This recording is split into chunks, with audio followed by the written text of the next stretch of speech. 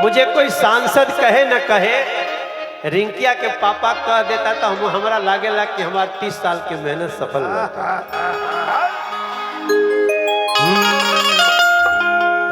अरे चट देनी मार देली खींच के तमाचा, ही हंस देले। चट देनी मार देली खींच के तमाचा, ही हंस देले,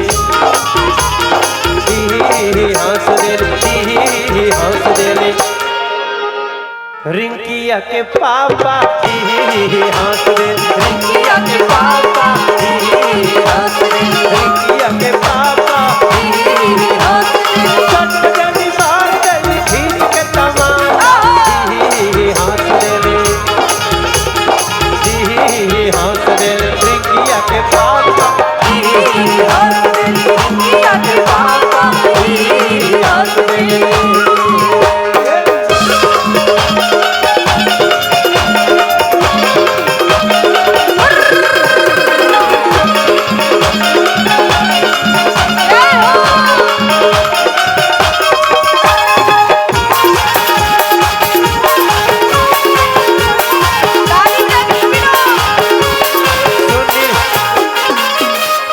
सुनीला की मर्द के न नाम लिहल जाला,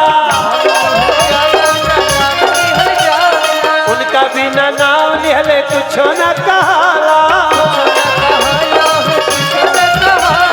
सुनीला की मर्द के न नाम लिहल जाला, उनका बिना नाम लिहले कुछो न कहाला। नाम लेके कहेली, नाम लेके कहेली, नाम लेके कहेली कि चाय दो जरा साही, हंस दे, हंस दे, हंस दे। रिंकिया के पापा हंस दे, रिंकिया के पापा हंस दे।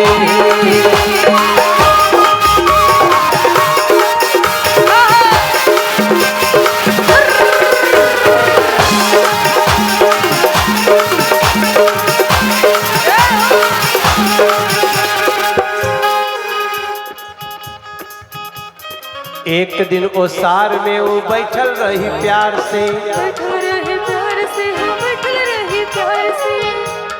पूछ दहले अपने हस्बैंड के दुलार के, अपने हस्बैंड के दुलार। 15 साल पहले भइल शादी रहे उनके, वीडियो के फोटोग्राफी देखत रही चुन के।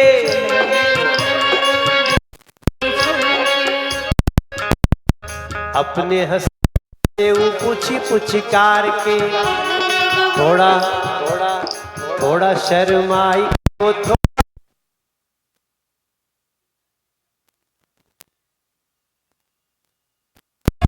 डार्लिंग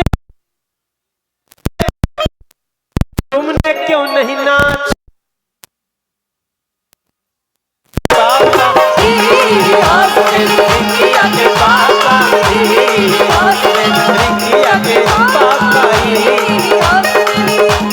एक गाना लाइन हमने गाई है, कहे घर में पहनूंगी मैं लूज पैजामा,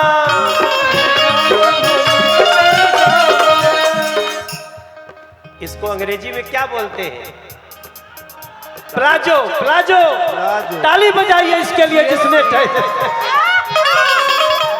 हाँ आप भी तो प्लाजो ही देखो भैया नीरज भाई, मैंने आज से 24 साल पहले प्लाजो को कहा था कि कहे घर में पहनूंगी मैं लूज पैजामा। मेरे लिए ताली बजनी चाहिए कि नहीं बजनी चाहिए?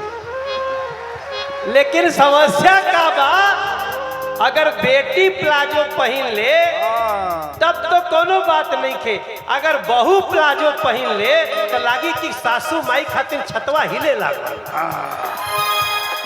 ना। बात इज राइट। बहू को भी बेटी समझो। क्या बात है।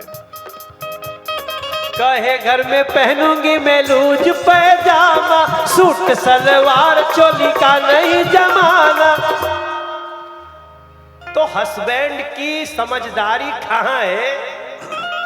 कि जवन ओकर मान करे, जवन ओकर मान करे। क्या लाइन है जी? कह दिली साफा। कह देले साफा। And husband is very smart. हाँ न तो लग जाए 300। वो झगड़ा नहीं करता है। ना, ना, 300। ही हंस देले रिंकिया के पापा। ही हंस दिल की आके पापा, ही हंस